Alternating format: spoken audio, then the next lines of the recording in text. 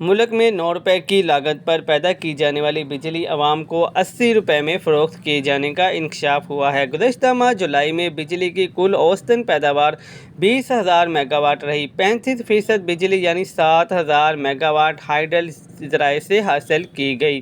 تفصیلات کے مطابق سابق نگران وزیر تجارت ڈاکٹر گوہر اعجاز نے سوال اٹھایا کہ جولائی میں بجلی کی لاگت 9 روپے یونٹ رہی تو بل کیسے 80 روپے فی یونٹ تک پہنچ گیا؟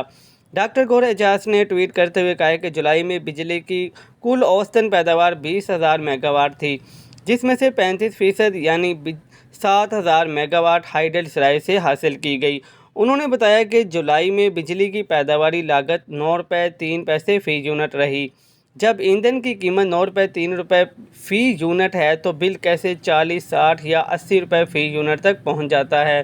سابق نگران وزیر تجارت نے کہا کہ پاکستان کے پاس 43,000 میگا واٹ سے زیادہ بجلی کی پیداوار کی صلاحیت ہے، لیکن بنیادی مسئلہ مجموعی بد انتظامی کے ساتھ پیدا نہ ہونے والی بجلی کی استعدادی چارجز کی ادائیگی ہے۔ کیپیسٹی چارجز سے رہائشی، تجارتی، صنعتی اور زرعی تمام صارفین متاثر ہو رہے ہیں۔ پاکستان صرف اس بجلی کی ادائیگی کر سکتا ہے جو حقیقت میں پیدا ہوتی ہے۔ وفاقی حکومت کو تمام صارفین، رہائشی، کمرشل، صنعتی اور زرعی کو انصاف دینا ہے۔ اب سب دم توڑ رہے ہیں۔ ایک حالیہ رپورٹ میں انکشاف ہوا ہے کہ مہنگی بجلی نے عوام کی معاشی کمر توڑ ڈالی ہے۔ پاکستان میں بجلی کی کھپت 4 سال کی کم ترین سطح پر آ گئی ہے۔ 2021 سے اب تک بجلی کے نرخوں میں 155% اضافہ ہوا۔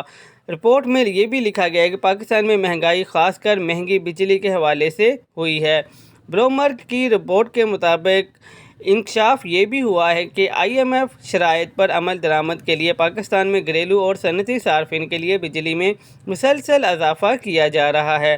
2021 سے پاکستان میں اب تک بجلی کی قیمتوں میں 155% اضافہ ہوا ہے، جبکہ صرف گزشتہ ماہ جولائی میں رہائشی صارفین کے لیے بجلی کی اوسط فی یونٹ قیمت میں 18% اضافہ ہوا ہے، جس سے شہریوں کی آمدن کا سب سے بڑا حصہ بجلی کے بلوں کی ادائیگی میں خرچ ہو رہا ہے۔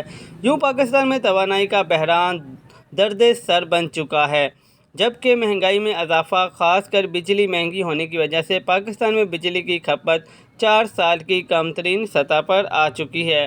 مزید نیوز اپڈیٹس کے لیے چینل کو سبسکرائب کر لیں تاکہ ہر آنے والی نئی اپڈیٹ سب سے پہلے آپ کو مل سکے۔